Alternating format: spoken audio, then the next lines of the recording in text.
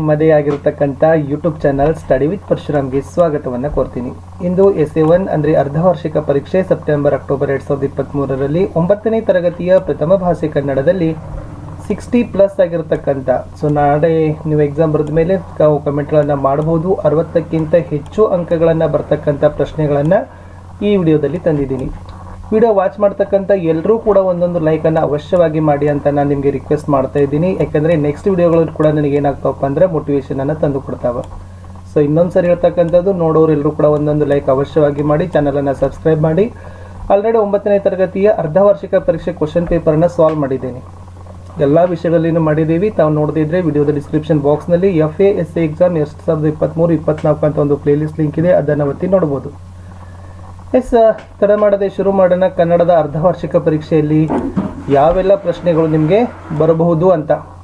So ಮೊದಲನೇದಾಗಿರ್ತಕ್ಕಂಥ ಪ್ರಶ್ನೆ ಇತ್ತು, ರಾಜನು ಯಾವ ಕಾರ್ಯವನ್ನು ಕೂಡಲೇ ಆಚರಣೆಗೆ ತರಬೇಕು ಅಂತಕ್ಕಂಥದ್ದು.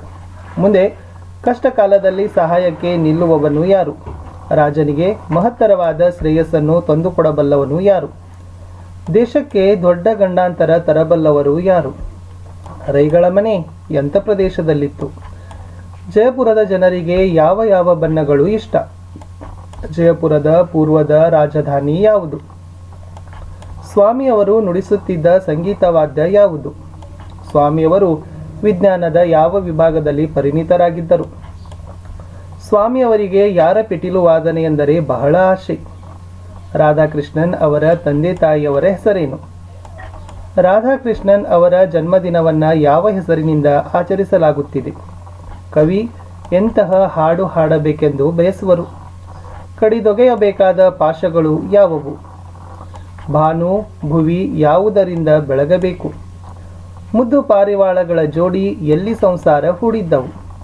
ಬಲೆಯಲ್ಲಿದ್ದ ಮರಿಗಳು ಹೊರಗೆ ಬರಲು ಏನು ಮಾಡಿದವು? ಏನನ್ನು ತೊರೆದು ಬಾಳಬೇಕು? ಭರತನನ್ನು ಹೊಗಳುತ್ತಿದ್ದ 3 ಲೋಕಗಳು ಯಾವುವು? ಆಸ್ಥಾನ ಭವನದೊಳಗೆ ರಾಜನು ಹೇಗೆ ಶೋಭಿಸುವನು? ಅಭಯ ರುಚಿಯ ಸಹೋದರಿಯ ಹೆಸರೇನು? ಕುಸುಮದತ್ತನ ತಂದೆಯ ಹೆಸರೇನು? ಮಾರಿದತ್ತ ಪಟ್ಟವನ್ನು ಯಾರಿಗೆ ಕಟ್ಟಿದನು? ಇಷ್ಟು ಒಂದಂಕದಲ್ಲಿ ವೆರಿ ಇಂಪಾರ್ಟೆಂಟ್ ಆಗಿರ್ತಕ್ಕಂಥ ಕ್ವಶನ್ಸ್ ಇತ್ತು. ಅವುಗಳನ್ನು ನೀವುಗಳು ಪ್ರಿಪೇರ್ ಮಾಡ್ಕೊಂಡು ಹೋಗಲೇಬೇಕು. ಇನ್ನು 2 ಅಂಕದ ಪ್ರಶ್ನೆಗಳಿದ್ದಾವೆ. 3-4 ವಾಕ್ಯ ಉತ್ತರಗಳನ್ನು ಬರೀತಕ್ಕಂಥದ್ದು. ರಾಜ್ಯದ ಅಮಾತ್ಯರಲ್ಲಿ ಯಾವ ಗುಣಗಳಿರಬೇಕು? ದೂತನು ಹೇಗಿರಬೇಕು? ಸೇವಕರ ವಿಷಯದಲ್ಲಿ ರಾಜನು ಹೇಗೆ ವರ್ತಿಸಬೇಕು? ಜಯಪುರದ ಬೀದಿ ಹಾಗೂ ಮನೆಗಳ ಸೌಂದರ್ಯವನ್ನು ವರ್ಣಿಸಿ. ಮೀರಾಬಾಯಿ ದೇವಾಲಯದ ಸೌಂದರ್ಯವನ್ನು ವಿವರಿಸಿ. ಲೇಖಕರು ನೋಡಿದ ಜನಪದ ನೃತ್ಯದ ಸೊಬಗನ್ನು ಚಿತ್ರಿಸಿ. ಸ್ವಾಮಿಯವರ ಸಂಶೋಧನೆಯ ಆಸಕ್ತಿ ಹೇಗಿತ್ತು? ಸ್ವಾಮಿಯವರ ಸಾವು ಲೇಖಕರನ್ನು ಯಾಕೆ ಕಾಡಿತ್ತು? ರಾಧಾಕೃಷ್ಣನ್ ಅವರ ವೇಷಭೂಷಣಗಳ ಬಗ್ಗೆ ಬರೆಯಿರಿ. ಶಿಕ್ಷಣದ ಮಹತ್ವವನ್ನು ಕುರಿತು ರಾಧಾಕೃಷ್ಣನ್ ಅವರು ಏನು ಹೇಳಿದ್ದಾರೆ? ಕವಿ ಎಂತಹ ಹಾಡು ಗುಡುಗಬೇಕು ಎಂದು ಆಶಿಸುತ್ತಾರೆ? ಕವಿ ಎಂತಹ ಹಾಡನ್ನು ಹಾಡಿದಾಗ ವೀರಧ್ವನಿ ಏರಬೇಕು ಎಂದು ಬಯಸುತ್ತಾರೆ? ಪಾರಿವಾಳಗಳ ಆನಂದಕ್ಕೆ ಕಾರಣವೇನು? ದಾನ ಬೇಸರ ಆದಾಗ ಏನು ಮಾಡುತ್ತೇನೆಂದು ಕವಿ ಹೇಳುತ್ತಾನೆ? ಭರತ ಚಕ್ರವರ್ತಿ ಓಲಗ ಮಂಟಪವನ್ನೇರಿದ ಸಂದರ್ಭವನ್ನು ಬಣ್ಣಿಸಿ. ಅಭಯ ರುಚಿ ತಲ್ಲಣಗೊಳ್ಳಲು ಕಾರಣವೇನು? ಮಾರಿದತ್ತ ಏಕೆ ಉದ್ವಿಗ್ನನಾದನು ಅಂತಕ್ಕಂಥದ್ದು ಪ್ರಶ್ನೆ ಇತ್ತು. ತುಂಬಾನೇ ಮೋಸ್ಟ್ ಇಂಪಾರ್ಟೆಂಟ್ ಆಗಿರ್ತಕ್ಕಂಥ ಕ್ವಶನ್ಸ್ ಇದ್ದಾವೆ, ನೋಡ್ಕೊಂಡೋಗಿ. ಇನ್ನು 4 ಅಂಕದ ಪ್ರಶ್ನೆಗಳು, ಗದ್ಯ ಭಾಗದ 2 ಮತ್ತು ಪದ್ಯ. ಜಯಪುರದ ಜನರಿಗೆ ಬಣ್ಣಗಳ ಬಗೆಗೆ ಇರುವ ಮೋಹವನ್ನು ತಿಳಿಸಿ. ಜಂತ್ರ ಮಂತ್ರದ ವಿಶೇಷತೆಯನ್ನು ಪರಿಚಯ ಮಾಡಿಕೊಡಿ. ಸ್ವಾಮಿ ಅವರ ಸಂಗೀತಾಸಕ್ತಿಯನ್ನು ವಿವರಿಸಿ. ಸ್ವಾಮಿಯವರ ಸಂಶೋಧಕ ಬುದ್ಧಿ ಹೇಗಿತ್ತು? ರಾಧಾಕೃಷ್ಣನ್ ಅವರಿಗೆ ಮೈಸೂರಿನಲ್ಲಿ ನೀಡಿದ ಬೀಳ್ಕೊಡುಗೆಯ ವಿಶೇಷತೆಯನ್ನು ಕುರಿತು ವಿವರಿಸಿ. ಹೊಸ ಹಾಡು ಪದ್ಯದ ಸಾರಾಂಶವನ್ನು ನಿಮ್ಮ ಮಾತುಗಳಲ್ಲಿ ಬರೆಯಿರಿ. ಪಾರಿವಾಳ ಪದ್ಯದ ಕಥೆಯನ್ನು ನಿಮ್ಮ ಮಾತುಗಳಲ್ಲಿ ಬರೆಯಿರಿ. ಅಭಯ ರುಚಿ ಮತ್ತು ಮಾರಿದತ್ತರಲ್ಲಿ ಯಾರನ್ನ ಮೆಚ್ಚುವಿರಿ, ಏಕೆ ಅಂತ ಕೇಳಿದ್ದಾರೆ. ಇನ್ನು ಸಂದರ್ಭ ಸಹಿತ ಸ್ವಾರಸ್ಯವನ್ನು ಬರಲಿಕ್ಕೆ ಬಹಳ ಕನ್ಫ್ಯೂಷನ್ ಆಗ್ತಾವೆ. ಬಟ್ ವೆರಿ ಮೋಸ್ಟ್ ಇಂಪಾರ್ಟೆಂಟ್ ನಿಮ್ಮ SA1 ಪರೀಕ್ಷೆಗೆ ಅಂತಂದರೆ, 1000 ಮೂರ್ಖರಿಗಿಂತ ಒಬ್ಬ ಪಂಡಿತ ಲೇಸು. ಗಂಡಸರು ರಂಗುರಾಯರೇ.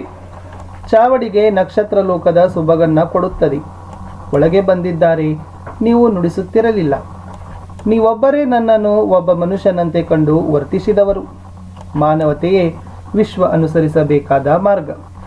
ಒಳಗೆ ಬಂದಿತ್ತು ಬಳಿಗೆ ಬಿಕ್ಕಿ ಬಿಕ್ಕಿ, ಮೋಹ ಮುಸುಕಿದ ಬುದ್ಧಿ ಸರ್ವನಾಶದ ಸಿದ್ಧಿ. ಬಲಿಯ ನಿತ್ತೊಡೆ ಮುನಿವೆಂ ದೇವನೇ ಆದಂ. ಇನ್ನು ಪದ್ಯವನ್ನು ಪೂರ್ಣ ಮಾಡಲಿಕ್ಕೆ ತಮ್ಗೆ ಏನು ಮಾಡ್ತಾರಪ್ಪ ಅಂದರೆ ಒಂದೇ ಪದ್ಯದ 2 ಪ್ಯಾರಾಗ್ರಾಫ್ಗಳನ್ನು ಕೊಡ್ತಾರೆ. ಅಲ್ಲಿ 4 ಪದ್ಯದ್ದು ನಿಮಗೆ ಏನದವಪ್ಪ ಅಂದರೆ ಎಲ್ಲ ಪದ್ಯ ಭಾಗದ ಕಂಠಸ್ಥ ಮಾಡ್ತಕ್ಕಂಥದ್ದೇ ಇದ್ದಾವೆ. ಸೊ ನಾನು ಹೇಳೋದು ಅಂದರೆ ಒಂದು ಹೊಸಗನ್ನಡ ಒಂದು ಹಳೆಗನ್ನಡ ಪದ್ಯವನ್ನು ಮಾಡ್ಕೊಂಡು ಹೋದರೆ ತುಂಬಾ ಬೆಟರ್. ಅದರಲ್ಲಿ ಹೊಸ ಹಾಡು ಪದ್ಯ, ಪಾರಿವಾಳ ಪದ್ಯ, ಸಿರಿಯ ನೀನೆನ್ನ ಬನ್ನಿಪೇನು ಅಂತಕ್ಕಂಥ ಪದ್ಯ. ಅಭ್ಯಾಸದಲ್ಲಿ ಯಾವ ಪದ್ಯದ ಸಾಲುಗಳು ಕಂಠಪಾಠ ಮಾಡಲಿಕ್ಕೆ ಹೇಳಿದರೆ ಖಂಡಿತವಾಗಿ ಕಂಠಪಾಠ ಮಾಡಿ. ಇಲ್ಲಿಂದ ಒಂದು ಕ್ವಶನ್ಸ್ ಬಂದೇ ಬರ್ತದೆ. ಇನ್ನು ತುಂಬ ಸ್ಟೂಡೆಂಟ್ಸ್ ಕೇಳ್ತಿದ್ರು ಸರ್ ಕವಿ ಸಾಹಿತಿಗಳ ಪರಿಚಯ ಯಾರ್ದು ಮಾಡಬೇಕು. ಸೂರಂ ಯಕ್ಕುಂಡಿ ಅಂತಲೂ ಕೂಡ ಫಿಕ್ಸ್ ಕ್ವಶನ್ಸ್, ಬಹಳ ಸರಿ ಕ್ವಶನ್ಸ್ಗಳು ಕೇಳಿದ್ದಾರೆ. ಅದರ ಜೊತೆಗೆ ತಾವುಗಳು ಡಾಕ್ಟರ್ ಕೆ ಶಿವರಾಮ ಕಾರಂತ ವರ್ಣಿ 4 ಇದ್ದಾರೆ, ಇಬ್ಬರದು ಮಾತ್ರ ಕೇಳ್ತಾರೆ. 4ರಲ್ಲಿ ಒಬ್ಬರಂತರೂ ಕೂಡ ಖಂಡಿತವಾಗಿ ನಿಮ್ಮ ಕ್ವಶನ್ ಪೇಪರಲ್ಲಿ ಬಂದು ಹೋಗ್ತಾರೆ. 2 ಅಂತಲೂ ಕೂಡ ಬಂದೇ ಬರಬಹುದು. ಆ ಥರನಾಗಿರ್ತಕ್ಕಂಥದ್ದೇ ಇದಾವೆ. ಇನ್ನು 3 ಅಂಕಕ್ಕೆ ನಿಮಗೆ ಗಾದೆ ಮಾತು ವಿಸ್ತರಿಸಿ ಬರಲಿಕ್ಕೆ ಕೇಳ್ತಾರೆ. ಇಲ್ಲಿ 3 ಇದ್ದಾವೆ. ಸೊ 3ರಲ್ಲಿ 1 ಅಂತೂ ಕೂಡ ಖಂಡಿತವಾಗಿ ಬಂದೇ ಬರ್ತದೆ. ತುಂಬಿದ ಕೊಡ ತುಳ್ಕೋದಿಲ್ಲ, ಬೆಳ್ಳಗಿರೋದೆಲ್ಲ ಹಾಲಲ್ಲ, ಮಿಂಚಿ ಹೋದ ಕಾರ್ಯಕ್ಕೆ ಚಿಂತಿಸಿ ಫಲವೇನು. ಇದ್ರ ಜೊತೆಗೆ ಕೈ ಕೆಸರಾದರೆ ಬಾಯಿ ಮೊಸರು, ಮನಸ್ಸಿದ್ದರೆ ಮಾರ್ಗ, ಮೂರ್ತಿ ಚಿಕ್ಕದಾದರೆ ಕೀರ್ತಿ ದೊಡ್ಡದು. ಇವುಗಳನ್ನು ನೋಡ್ಕೊಂಡೋಗಿ. ಬಟ್ ನಿಮ್ಮ ಕ್ವಶನ್ ಪೇಪರಲ್ಲಿ ಇವೇ 3ರಲ್ಲಿ 1 ಅಂತೂ ಕೂಡ ಫಿಕ್ಸ್ ಆಗಿ ಬರ್ತದೆ. ಇನ್ನು ಪ್ರಬಂಧ ಬರೀಲಿಕ್ಕೆ 1 ಪುಟದಷ್ಟು ತಾವೇನು ಮಾಡಬೇಕಾಗ್ತದಪ್ಪ ಅಂದ್ರೆ ಪ್ರಬಂಧವನ್ನು ಬರೀಬೇಕು. ಪೀಠಿಕೆ, ವಿಷಯದ ಬೆಳವಣಿಗೆ, ಉಪಸಂಹಾರ ಹಾಕಿ. ಜನಸಂಖ್ಯೆ ಮತ್ತು ನಿರುದ್ಯೋಗ 2 ಫಿಕ್ಸ್ ಇದಾವೆ. ಜನಸಂಖ್ಯೆ ಅಂತಲೂ ಮಾಡ್ಕೊಂಡು ಹೋಗಿ, ಪರಿಸರ ಮಾಲಿನ್ಯ ಮಾಡ್ಕೊಂಡು ಹೋಗಿ. ಈ 2ರಲ್ಲಿ 1 ಅಂತಲೂ ಕೂಡ ಬಂದೇ ಬರುತ್ತದೆ. ಇನ್ನು ಪತ್ರ ಲೇಖನ ಕೇಳ್ತಾರೆ. ಒಂದು ವೈಯಕ್ತಿಕ ಪತ್ರ, ಇನ್ನೊಂದು ಮನವಿ ಪತ್ರ ಇರ್ತದೆ. ಸೊ ವೈಯಕ್ತಿಕ ಪತ್ರದಲ್ಲಿ ತಂದೆ ತಾಯಿ, ಸಹೋದರ ಸಹೋದರಿ, ಗೆಳೆಯ ಗೆಳತಿಗೆ ಪತ್ರ ಬರೀದಿರ್ತದೆ. ಸೊ ಏನೆಲ್ಲ ಭಾವಿಸಿಕೊಂಡು ಪತ್ರ ಬರಿಬೇಕು ಅನ್ನೋದನ್ನು ಒಂದು ನಮೂನೆ ಕಲ್ಕೊಂಡು ಹೋಗಿ ಚೆನ್ನಾಗಿ ನೀವು ಏನು ಅಂಕಗಳನ್ನು ಗಳಿಸ್ತೀರಿ. ಇನ್ನು ಕನ್ನಡದಲ್ಲಿ ಮೌಲ್ಯ ಆಧರಿಸಿ ಪದ್ಯದ ಸಾರಾಂಶವನ್ನು ಬರಿಬೇಕಾಗ್ತದೆ.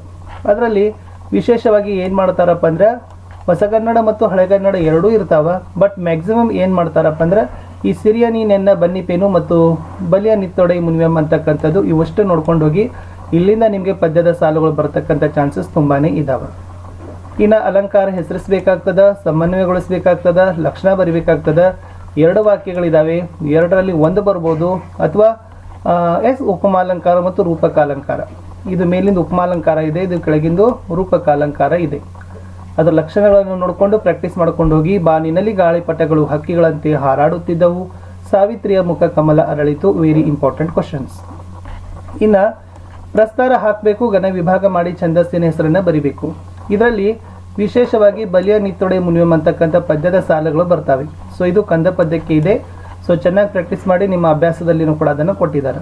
ಇನ್ನು ಬಹು ಆಯ್ಕೆ ಪ್ರಶ್ನೆಗಳಾಗಿರ್ಬೋದು ಮತ್ತು ಸಂಬಂಧೀಕರಣ ಪ್ರಶ್ನೆಗಳಲ್ಲಿ 12 ಅಂಕಗಳಲ್ಲಿ ವಿಶೇಷವಾಗಿ ಮೋಸ್ಟ್ ನಿಮಗೆ ಕನ್ಫ್ಯೂಸ್ ಆಗ್ತಕ್ಕಂಥದ್ದು ಸಂಧಿಗಳು, ಸಮಾಸಗಳು, ತತ್ಸಮ ತದ್ಭವಗಳು, ವರ್ಣಮಾಲೆ, ಸಂಯುಕ್ತಾಕ್ಷರ, ಗುಣಿತಾಕ್ಷರ, ವಿಭಕ್ತಿ ಪ್ರತ್ಯಯಗಳು, ಲೇಖನ ಚಿಹ್ನೆಗಳು. ಓಕೆ, ಇಲ್ಲಿಂದ ಕ್ವಶನ್ಸ್ಗಳು ಏನಾಗ್ತಾವಪ್ಪ ಅಂದರೆ ಬರ್ತಾವೆ. ಇಷ್ಟಿತ್ತು 9ನೇ ತರಗತಿಯ ಕನ್ನಡದಲ್ಲಿ 60+, 100% ಹೇಳ್ತೀನಿ, 60ಕ್ಕಿಂತ ಹೆಚ್ಚಂಕದ ಪ್ರಶ್ನೆಗಳು ಈ ವಿಡಿಯೋದಿಂದ ಬಂದೇ ಬರ್ತಾವೆ. ಸೊ ಮತ್ತೆ ಬೇರೆ ವಿಷಯದಲ್ಲಿನೂ ಕೂಡ ಇದೇ ಥರದ ವಿಡಿಯೋಗಳು ಹಾಗೆ ಬರ್ತವೆ. ತಾವೆಲ್ಲರೂ ಕೂಡ ಲೈನ್ ಅಪ್ ಮಾಡ್ತೀವಿ, ನೋಡಬೇಕು ಅಂತ ಹೇಳ್ತಾ ಎಲ್ಲರೂ ಒಂದು ಲೈಕ್ ಅವಶ್ಯವಾಗಿ ಒತ್ತಿ. ಲೈಕ್, ಶೇರ್ ಹಾಗೂ ಸಬ್ಸ್ಕ್ರೈಬ್ ಮಾಡಲಿಕ್ಕೆ ಮರೆಯದಿರಿ. ಬಾಯ್.